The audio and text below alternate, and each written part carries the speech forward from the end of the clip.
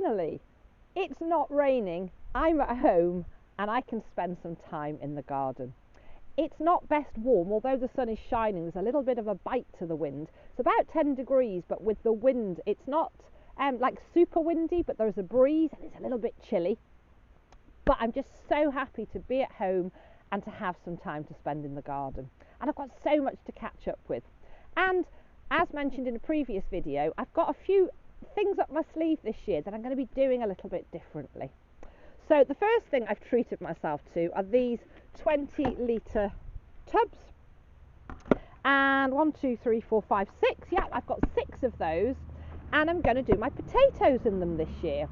So I haven't done my compost run. That's something I'll do later today or tomorrow. And I will go and get enough compost to top dress the bulk of the outdoor beds and also top up those beds in the polytunnel. Some more for sowing my seeds, which I will mix again with my vermiculite. I've got some vermiculite left and I've ordered a little bit more. And then obviously I can fill up these tubs as well. I've got 10 of my seed potatoes, so I can put 1 or 2 into each tub. And I have grown potatoes in tubs in the past, kind of whatever I could get my hands on, and I did have some bigger ones one year, but I really like the idea. I've seen lots of people doing it, of dedicating these tubs to my potatoes, which I can then set up wherever I want, move them in or out if I think there's going to be another frost. And I think we've still got a couple of frosts to come, and the temperatures are still dipping into the minus figures, just into minus figures overnight at the moment. It's absolutely crazy, and it's a difficult time where in the polytunnel we're getting temperatures during the day of up to and over 30 degrees, but then at night it's dropping to minus outside and kind of 0 and a little bit below there in the polytunnel. So it just means that initially, if I'm worried about them getting frosted or cold, I can pop them in or move them around, or I could always cover them. But hopefully by the time the foliage emerges, by the time they start to grow, we should be through the worst of these cold snaps. So they are the first things that I have treated myself to, and something I'll be doing a little bit differently here this year. The next thing I've bought that I'm super excited about, I've actually got 4 of these boxes, and they come with quite a lot of bits and pieces. I have to say I'm always disappointed by the fact they came just in the cardboard box, which was great, not too much packaging, and they are wrapped in plastic. I just, wouldn't it be better to just put a bit of twine around them, or even just put them in loose? I don't understand why they have to have so much plastic, but there we are. That's my my plastic rant over. So we've got lots of poles, we've got some screws and bolts and washers, the little top part, and some hoops. And as I said, I've got 4 of these, and I'll do you a close-up shot. They're obelisks. They're cheap and cheerful.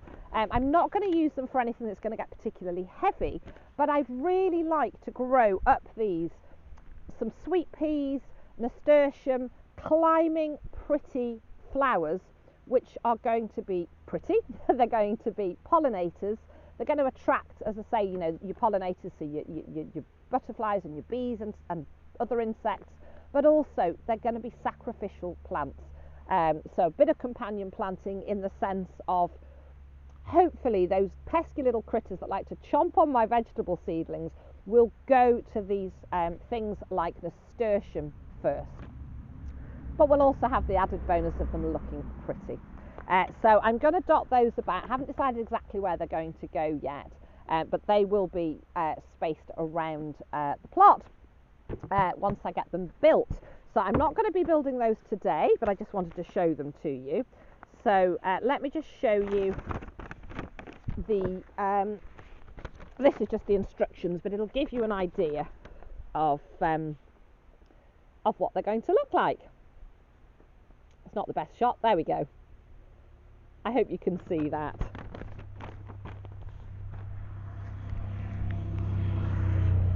So yeah, lots to do.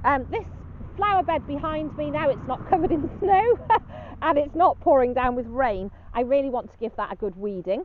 and then I can see what I've got that's going to come back and what spaces I've got and what I can put in there this season. I need to weed the onion bed. The other beds need clearing, weeding, sorting. As I say, once I get the compost, I can top dress those, and then I'm good to go. I want to top up some of the bark paths. There's a little bit of grass and weeds coming through, so that'll need to come up. This strip, which is next to the shed and between the plot, if you will, and the area of the wildflower meadow, I want to finish that with weed suppressant membrane and bark. That's the area I'm going to concentrate on this week, as well as the polytunnel. So it's actually warmed up a little bit. It was about 10 degrees outside. It's now 13 degrees, and it's 23 degrees here in the polytunnel. But as I say, outside it is feeling a bit cooler because of that biting kind of breeze. I can't really call it a wind, it's not that gusty, but you can just feel it. But here in the polytunnel, it's lovely and warm. So first things first, thank you so much to all the comments on this little tomato seedling that my sister gave me. So it's Grushovka, I hope I'm pronouncing that correctly, and I'm really excited about it because, again, thank you so much to all the comments in my last gardening video where you were all shouting out to me and telling me it's Grushovka, and it's a fairly big, I knew that they were bush varieties of tomatoes, the 3 that my sister's given to me, but this one is quite a big pink tomato, so I'm really excited about that. So thank you so much to those of you that told me what that variety was. Really excited to give it a try. The next thing I'm going to do today is finally get the algon into my sprayer and get this polytunnel sprayed inside and out.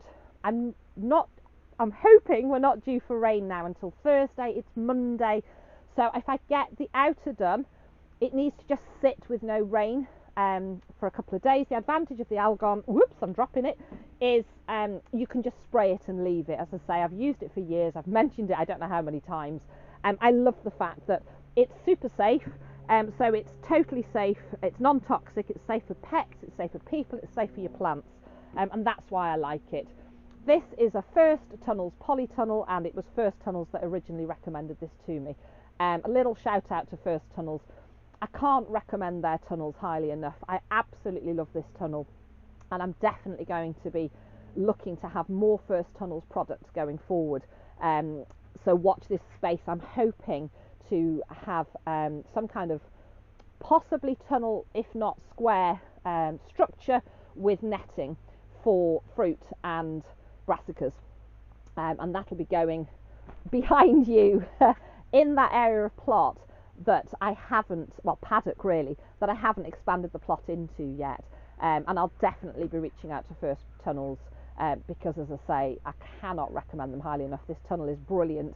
The support that you get from them, and the ease of putting this up, and the longevity, just everything about it is pure quality. So I'll definitely be using their products again. So yeah, enough shouting out and raving about First Tunnels. That's the next job I'm going to do. But before I do that, another shout out. I had a little package come through the post a couple of weeks ago, and again it's full of lovely varieties of seeds. I've got some of the Kent blue peas. Now that might give you a clue as to who sent me this package. I've got all sorts in here. Some more King Tut peas. I've got some purple magnolia sugar snap peas amongst the wonderful little selection of seeds in here. So this has come, I'm in North Wales on the North Wales Shropshire border. This has come from South Wales, from the fabulous Danny at the Grapevine Garden. Thank you so much, Danny. I'm super excited to get these started. So in my next batch of seed sowing, I'm going to get on and sow a lot of these as well. So enough waffling and talking, let's crack on and get some work done. I'm going to start with spraying the polytunnel. So before I spray, the first thing I've done is I've just put a towel and some foam that I use for battening up, not the towels, the foam I usually use as insulation on the polytunnel door, I've just covered up those carrots because whilst it is not toxic to plants, if you get it on the foliage it does cause a bit of leaf damage. So I've covered those up, and on the staging I've brought everything out to the outer edge, so when I spray there I'm not going to risk getting onto my seedlings. The chard and spinach is far enough away, and I'll just be careful not to drip onto it. If I do drip onto a couple of the chard and spinach leaves, it's not the end of the world. Obviously I just wouldn't harvest and eat those because they will be damaged, but I'm planning on getting those up soon anyway. And everything else is fine. There's just one tub with some spinach which I've moved in. So I've just, as I say, protected those plants so that they don't get leaf damage. It's 1 part algon to 3 parts water, I believe. Yep. So I'm going to get that mixed up and get spraying. I'm going to do the inside first, and then I'll get on and do the outside. At last, finally, I'm going to have clean polytunnel polythene, which gives my plants a better chance. It looks good, but also it's, you know, with all the algae, it could be damaging to the plastic in the long term, but also the muck that's on there, it's blocking the light. So I just need to get it done. So woohoo, time to crack on.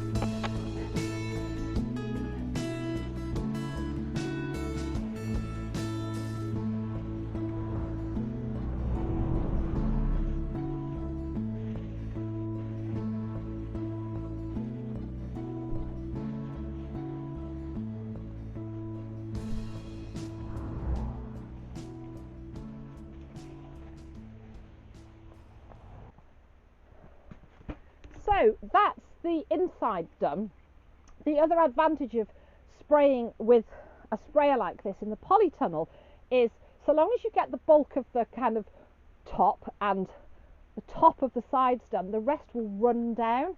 So I don't need to be as to pay as much attention to the detail, if you will, sort of from about here down, because it just runs down. And that's the same, you know, when I'm doing the outside. If I get the top done and then the sides, it runs down and coats the whole tunnel. So that's the inside done. Let's get outside in the sunshine and do the outside.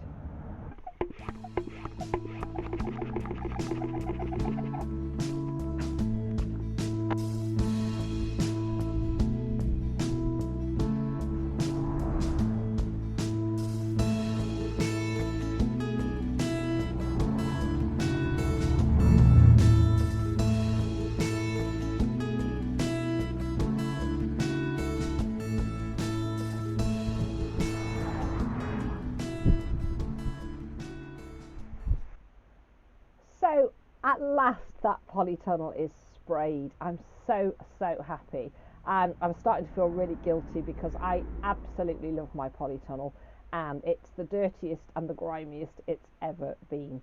So the algon will now work its magic, and you start to see a difference really within 12 to 24 hours. But yeah, it just keeps on working, and you know, by the end of the week it'll be as shiny and bright as it was when I first put it up.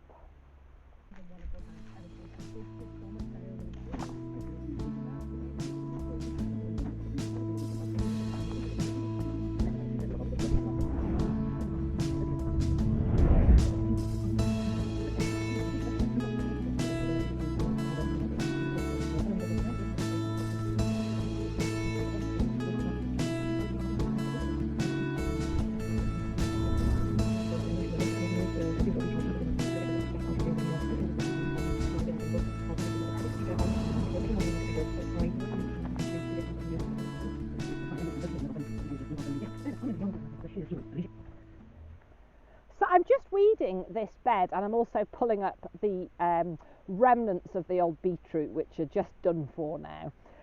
But it struck me that I really should show you where this straw mulch is compared to where there's either a very thin layer or none. The difference is phenomenal.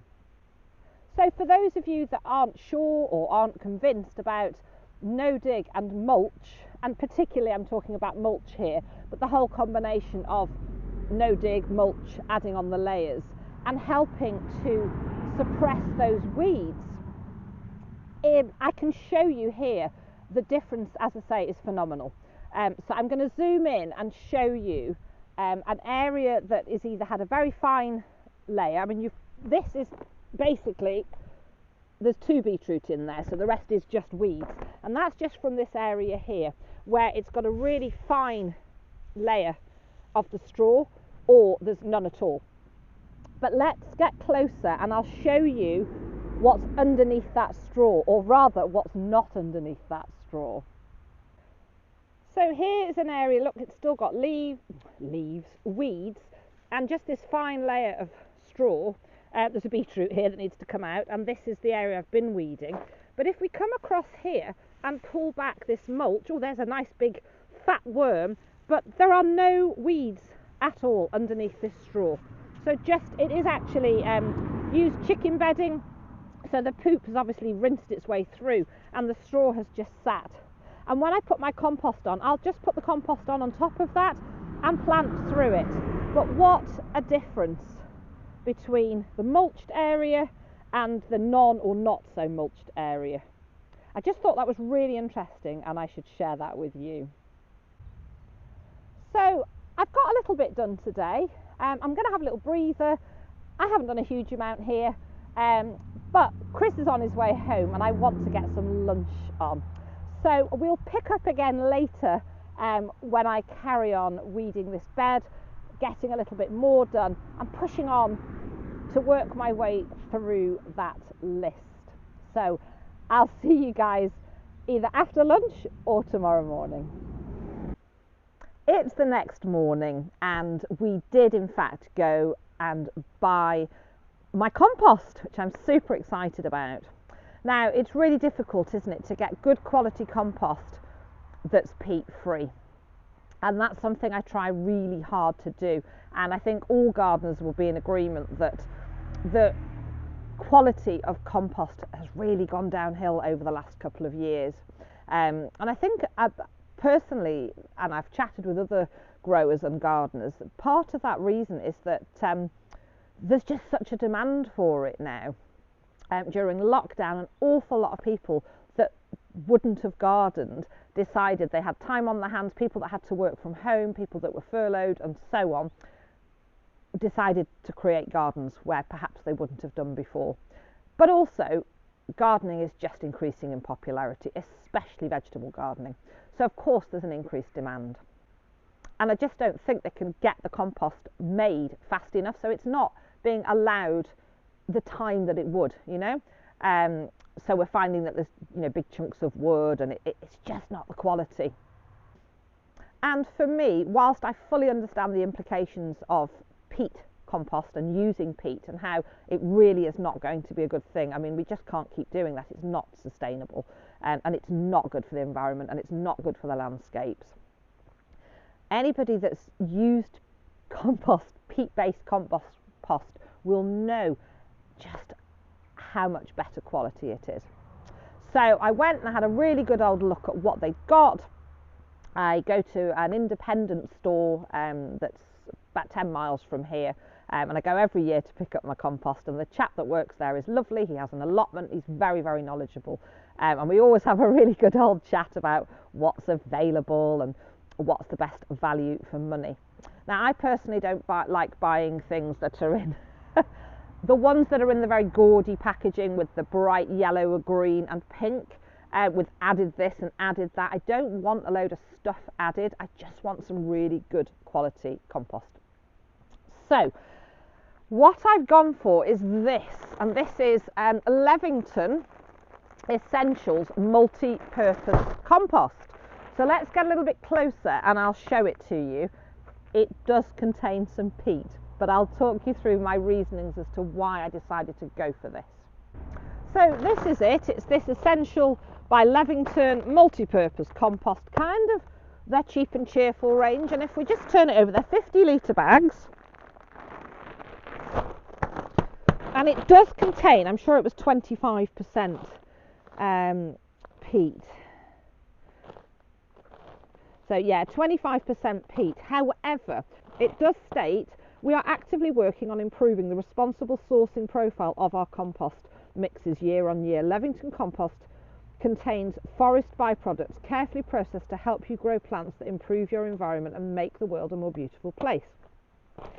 And then with regard to the peat, we are actively involved in helping in the management and restoration of the peatland areas we have harvested from.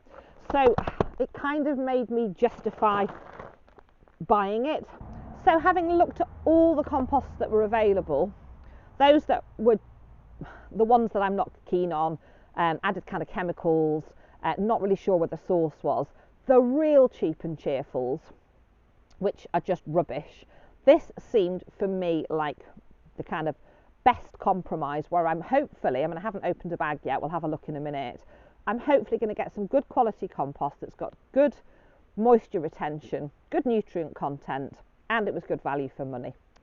So it's another absolutely lovely day, and there's less wind today, so it's a little bit warmer, still chilly but nice, beautiful, beautiful spring day, and really warm in the polytunnel.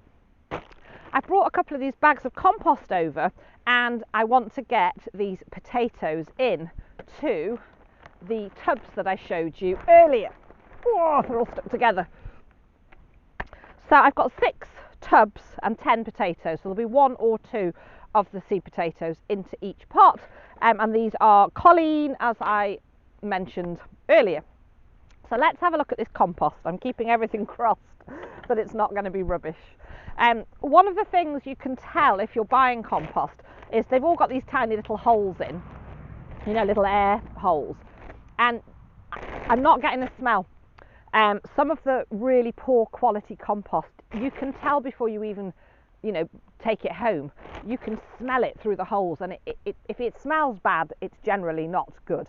But this doesn't smell, so it's kind of passed its first test. It's passed a few tests in that what I've already described is pretty good for me, and as I say, there's no smell.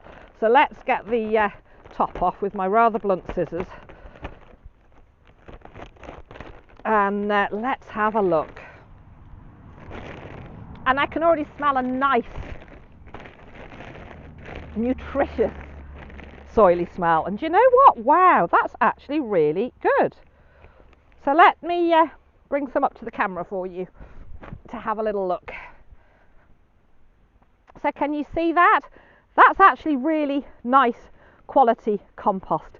It isn't as fine as some composts, but do you know what?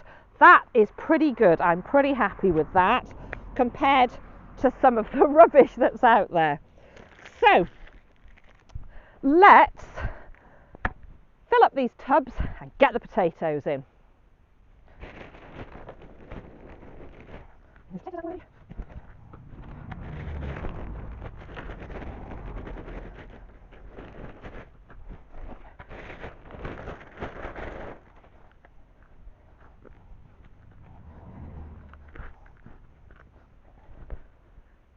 So they're 50-litre bags, and these are 20-litre tubs.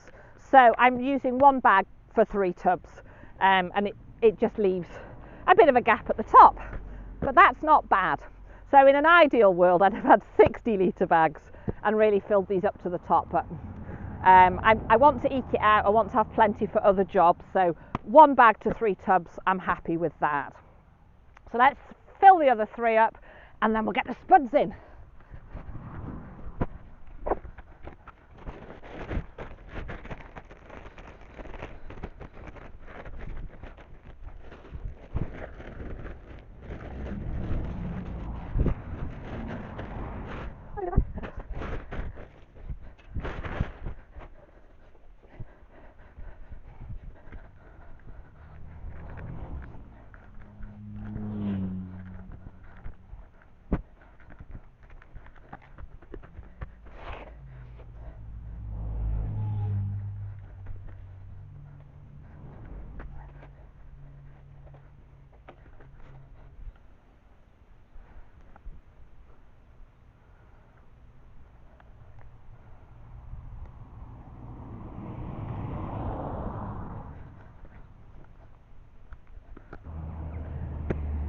they're in. So I know that they're all Colleen, so I don't need to label them. I know that these tubs contain potatoes and they're all Colleen. So I just need to find a place to put them. So let's go and have a look at the polytunnel. After algoning it yesterday, it's already starting to look better. So we'll go and have a look and I'll show you a few of the other things I got up to yesterday. So the algon started doing its thing, and if I just gently move you up, that horrible green algae has all but gone.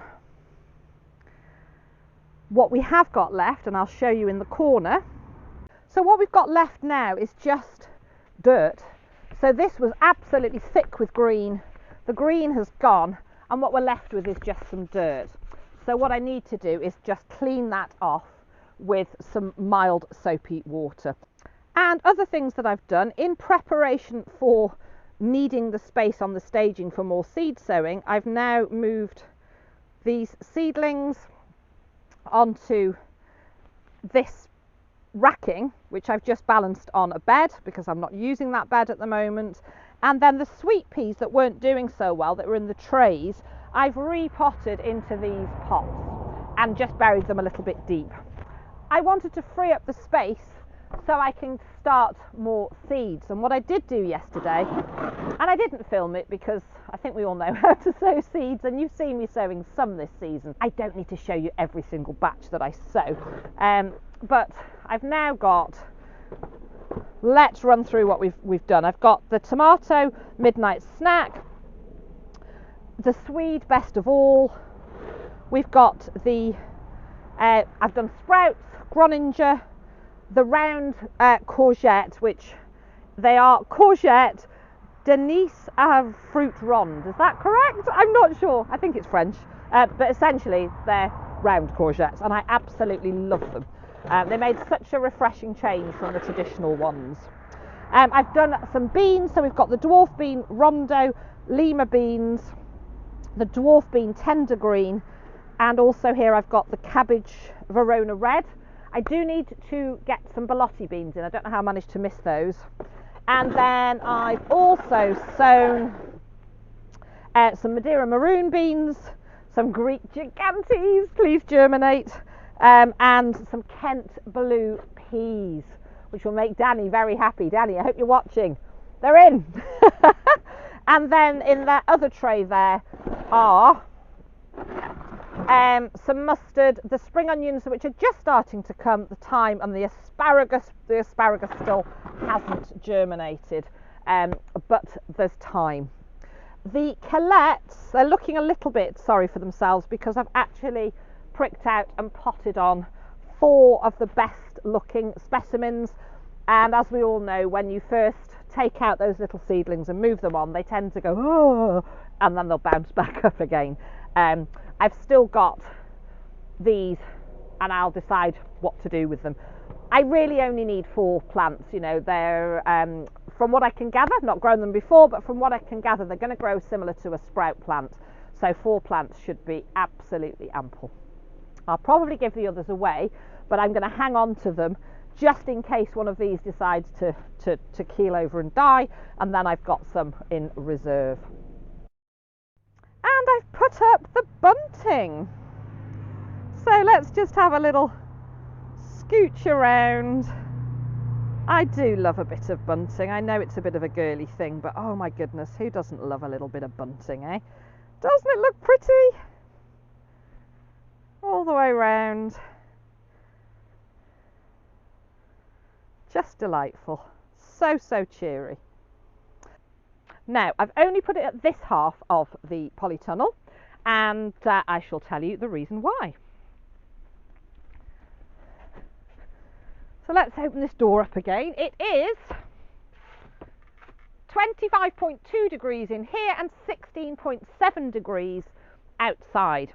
So I've put the bunting up to this crop bar and that side and behind you because I'm going to be growing the beans again up and over these bean arches, and you know, climbing things, tangling themselves up with bunting is not going to work. So the bunting's staying at that end. The climbing beans will be coming over the bean arches again this year.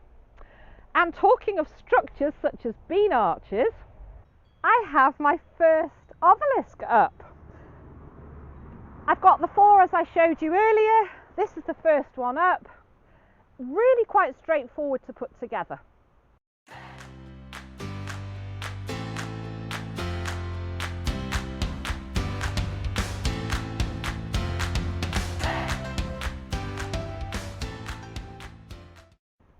So I'm super chuffed with this. There's 3 more to go, and then it's just a case of deciding where I'm going to put them and what beautiful flowers I will be growing up them. But these will be going outside.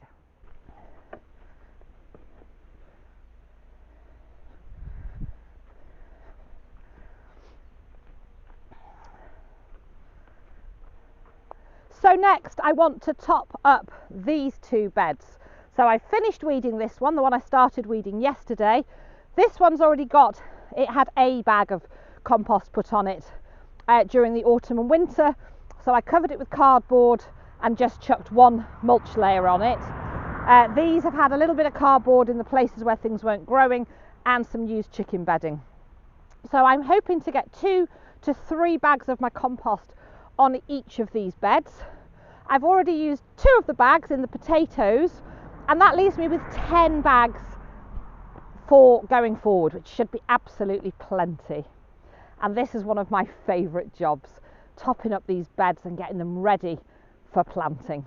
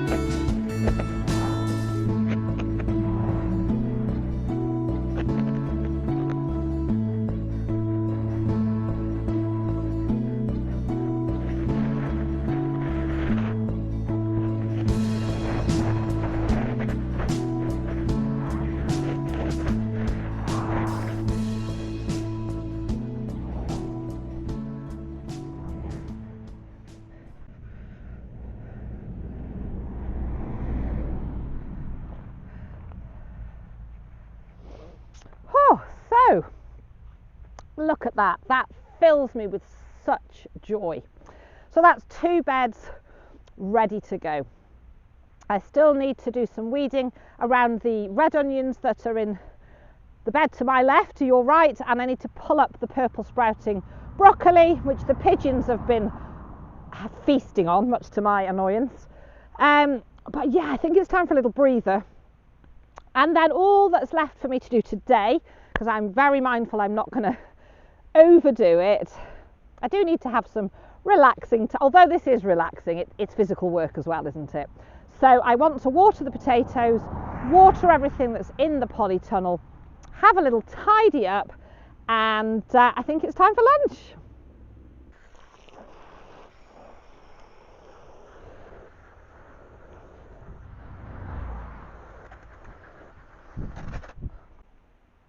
So I've certainly got plenty I can be ticking off the list, and I hope you've enjoyed joining me. There's going to be lots more to come next Sunday, so keep watching as we work our way through this list and work our way into spring and summer.